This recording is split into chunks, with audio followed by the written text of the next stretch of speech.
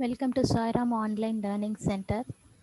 In this video, we will discuss about the open book examination, an assessment tool just followed present and it will be in future too. Now let's move on.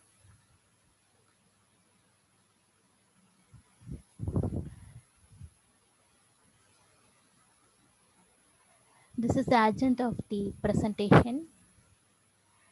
In the part 1 of this lecture of open book examination, we will discuss about what is open book examination, open book versus closed book, the state of art literature behind this open book examination, how we can have the broad classification of open book examination, and what are the reasons that make people to prefer this open book examination. And there are certain universities which normally follow this open book examination long years back, and what kind of questions will an open book examinations have, and it will be followed by the misconceptions about this open book examination. Then we'll focus on advantages and disadvantages of open book examination, followed by how the student can handle the open book examination test. So first, the 10 points of this agenda is with respect to students' perspective, discuss in part 1. And in part 2, let's continue with teacher's perspective, how to prepare questions, that is question paper setting for this open book examination. And I will see about open book test preparation tips for the students. And finally, how to apply all these preparations in the online mode of open book examination. And it will be followed by references in part 2. And in part 3 of this video, we will see some sample open book questions for certain engineering subjects. Now let's move on inside the part 1. What is open book examination? So there are three different ways of defining this open book examination, which are gathered from various references. I have mentioned all those references at the back. So in general, students will be allowed to bring the textbooks, notebooks, notes, reference materials into the examination situation. That can be the one form of first definition. Second one is that we'll assign a standard set of teaching materials to the students, and we will also provide standard set of exam questions before the examination so that students can prepare in advance. This is also one type of open book examination. The third definition can be, we'll set questions that will be in the form of take home format. So the student will return the exam paper within the specified time without getting help from the others. So broad three different ways of defining the open book examination. The first case is a form now. That is, students will be allowed to bring the textbooks, notes, and other reference materials to complete the exam.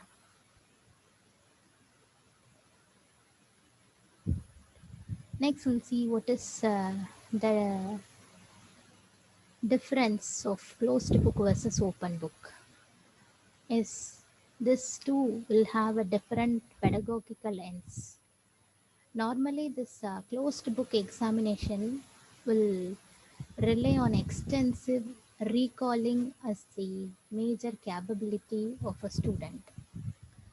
Hence, when setting questions for this closed book examination, we want to set the questions in such a way that the objective is to test the student's knowledge and not the recalling ability.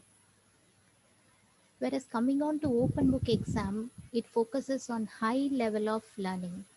That is, It is not just remembering and answering, it focuses on still the higher levels of Bloom's taxonomy of educational objectives.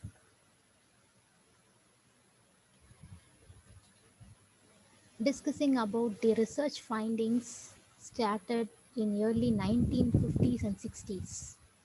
So Tosing in 1951 posited that this open book examination will remove the fear and emotional block encountered by the student. Yes, it's true.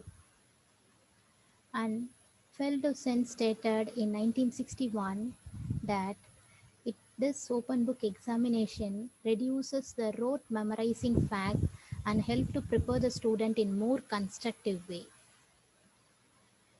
Many researchers jointly stated that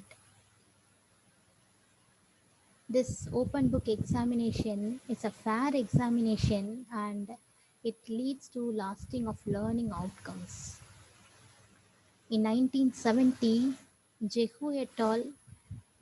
Concludes that this open book examination not only focused on test score but it requires higher order thinking.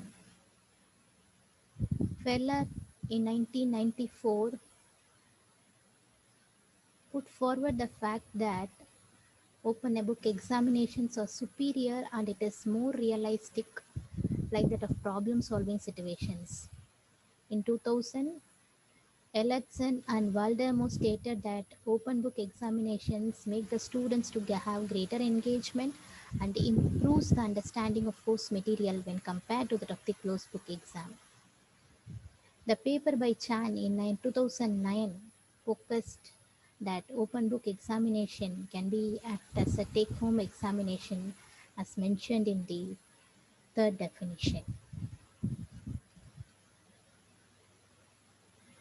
So the broad classification of open book examinations can be of restricted type and unrestricted type. So when seeing the restricted type, students are permitted to bring into the examination room one or more specific documents that is approved priorly by the course instructor.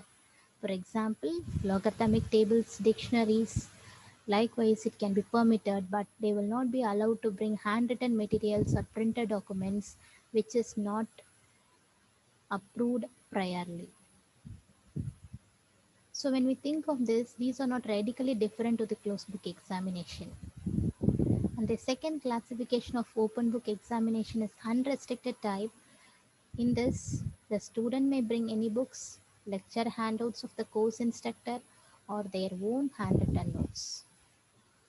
So here it depends that the course focus on the set of intellectual skills of the student and there is no content based questions will be asked in this examination point of view. So why do some people prefer this open book examination? So as we have the introduction of this open book examinations in current scenario, students feel that they prefer open book when compared to the of the closed books. What are the reasons behind that? So most people find that it is less stressful than the closed book test. It may be true, but it needs a lot of preparations. It emphasizes on problem solving creativity and deeper knowledge than simply memorizing and recalling. In general, this open book exams reflect a real life more accurately when compared to that of the closed book examinations. And this open book exam emphasize on the deeper knowledge in the particular subject. So still there are some universities following this open book examinations since from long years. So what can be the strong reasons behind that?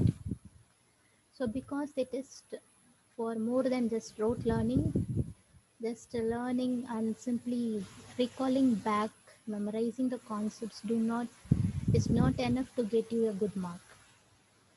And these universities they focus that higher education is supposed to equip with intellectual abilities and skills. Hence, open book exams will test our ability to quickly find the relevant information, understand it, analyze it, apply it, and to think critically. So we have seen some of the universities are following this. So how the questions would be in this open book examination? We'll see in the next slide. What kind of questions will an open book examinations have? So the point number one, open book exams don't test your memory. So likewise, the questions will not be there in order to test your memory. That is, remembrance will not be given much more importance in the open book examination. They test your ability to find and use information for problem solving.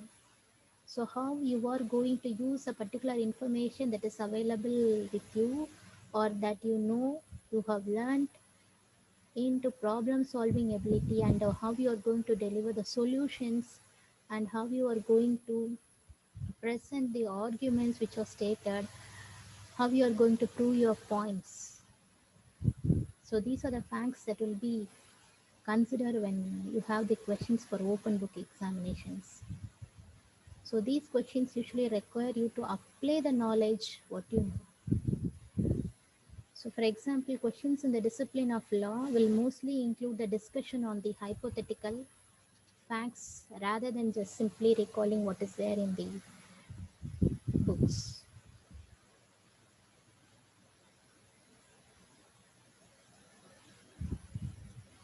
So there are certain misconceptions about this open book examination. So this presentation focuses to pinpoint what are those misconceptions. First is open book exams are a base. It is not an easy task. It is not an easy option of examination. It does not require just copying straight the information from the text and you want to reproduce it again in the paper. Second misconception is that you don't have to study. It is one of the biggest misconception. In certain point, yes, we don't need to study because all the concepts are readily available with us in the book. But you should understand well and be familiar with the content and the materials. So when you want to understand well and be familiar with the content and materials, naturally you should have studied it earlier. So need to find the relevant materials quickly from the resources available in the hand. So all these are possible only when you have a prior good preparation for this exam. So third misconception is that you can just copy straight from the book. It's not so. Open book exam questions will not have the answers straight from the book. So you want to do more than just replicating them. You will be able to find, interpret, and apply the information in your sources into the exam questions. So the fourth misconception is that more materials are better. I think that we have all the textbook, we have all the reference book, we have all those materials around us, and it is good for us to complete the open book test. It's not so. Particularly, this open book examination will be time limited when compared to the closed book examination. Hence, we don't have much time for extensive reading during the examination time. And naturally, too many materials will cause distraction during the examination time. Hence, it is always necessary to have a thorough study and learning of all those concepts before the examination, and to have a few reference material which you have made from all your textbooks and references. Your own notes and materials will alone help you to go well with this examination point of view. So what are the advantages of this open book examinations? In this, we have discussed the 10 advantages. So among the 10 advantages to be discussed, the first 6 is on instructor's perspective and remaining or in student's point of view. So availability of reference material gives more freedom and flexibility for us to take the questions, and it is emphasized on higher orders cognitive skills and de-emphasize on rote memorization. And exams, since it is of open book and a broader scope, exams can address a greater variety of subjects and learning materials. And this can include multi-step problems. You can continue or extend the work that is done in the assessments in the classrooms, and permits more realistic exam questions. And in students' point of view, it encourages students to develop new learning strategies, just simply memorizing and recalling. We can have other learning strategies like information retrieval skills and comprehension and the synthesizing skills of the student can be improved. And it places greater focus on the informations that is available from your side. That is, what are the things you have learned, what are the concepts you are aware of. The knowledge you gather is more important in the case of your open book examinations. Next, we'll discuss about the disadvantages of open book exams. In this, we'll see many points in students' perspective and a few at instructor levels. Yes, there are a lot of disadvantages in the student's perspective. Students may place too much emphasis on their reference material, as they think that too much of reference material is needed in order to attempt for the open book exam and to score high marks. Reference materials like expensive textbooks may not be available to all students. Yes, this is one of the major disadvantage. Students have the wrong belief that they don't need to study for this open book examination, but this is one of the biggest misconceptions behind the open book exam. Sometimes students may spend too much of time in finding out which part of the book to look for the answers.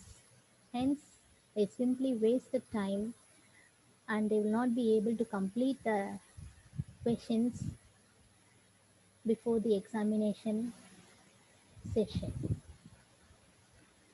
And naturally, the students' workload may increase because they need to create a reference material before the exam. So, unless they prepare well and prepare their own material in hand and they formulate it and keep it in a structured way before the examination, it is quite difficult for them to cope up with this open book exam. So, a lot of students are unfamiliar with this open book examination and they must know the clear procedures and rules. Instructor's workload will also increase at certain point of time because he'll be able to check what are the materials used by the student during the examination. So this focuses on if the test is an restricted type of open book examination, we want to check all the materials.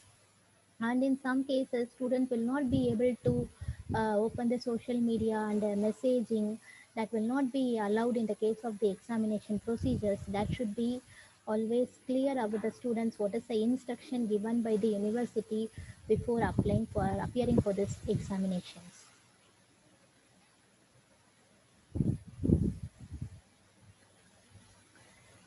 So since we had a lot of disadvantages in the students perspective, these are some of the steps to handle the open book test that is to be followed by the students. So we'll see six steps are given, we'll see one after other. First is think as if it were a closed book test and you were writing and do prepare one step ahead. Yes, you should have much more preparation when compared to the closed book examination for this open book. Open book exams are typically more difficult. You should spend much more time to prepare your own material, to understand the concepts, and to make everything in a structured way before you go for examination. So, hard preparation is needed for open book examination when compared to the of the closed book. Get familiarized with the study material. Yes, before you step into the exam hall, you should be familiarized with all the study materials you have. When you think you can get familiarized with the study materials during examination hour, it is something impossible and it will not end up in success. So should be make sure that where you what all the study materials you have, what are the topics, where it is available, everything should be known prior to the exam. So you want to be get familiarized with all those. Create your own hint or note. So just we can't refer all the textbooks and reference books during the examination. Hence, in order to consolidate, you can write down all the important dates, formulas, key information on a separate sheet of paper and you can keep it as a reference. So that will help you to do the exam within the stipulated time. Review the class teaching. So this is a main factor for preparation of open book examination. So please focus on familiarizing yourself with the main ideas and concepts covered in your class, and make sure that you know where each topic is located in your book. You should do this in a daily practice. So when you think that you can do at the last minute, this will surely result in unsuccessful attempt. So use post-it note to mark pages. You can use sticky notes, page markers to mark where all the necessary important points are there, what are the major sections, highlight in the important points so that it will be easy for you to refer during the examination time. Give preference to the questions which you know the answers and do complete this. This focuses on time management. So want to answer the questions, those questions which you know the answers well. Then later on you can refer the answers for those questions which you find hard to answer. You can refer some points, you can refer your hint, you can refer your charts, you can refer your notes prepared, and you can also refer some other materials and you can do complete. So first give priority to the questions you know and do it first and complete it. Later on you can move on to the difficult part of your questions. So with this we wind up our part 1. These are the references.